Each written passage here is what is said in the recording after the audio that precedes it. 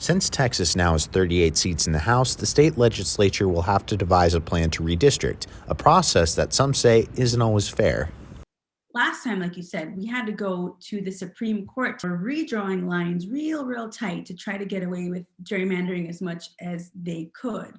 Gerrymandering is when one party draws districts to directly favor them. Texas Republican lawmakers have been doing this for years, according to Charlie Bonner, communications director for Move Texas, a nonpartisan dedicated to increasing civic engagement.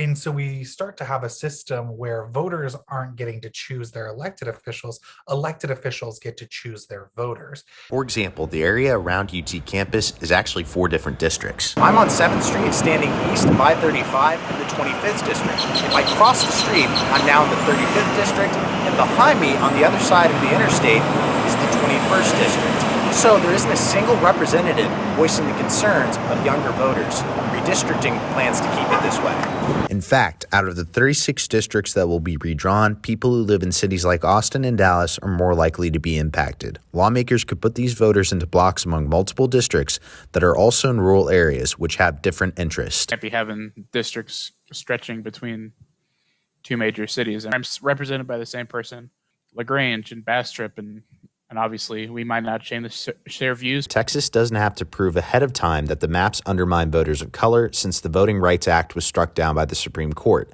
So District 15 in San Antonio, which contains a majority of Hispanic voters, could be torn apart. Advocacy groups plan to fight back. All on the ground know our communities a lot better than the select group of people that are on the redistricting committee. In Austin, Clark Dalton, reporting Texas TV.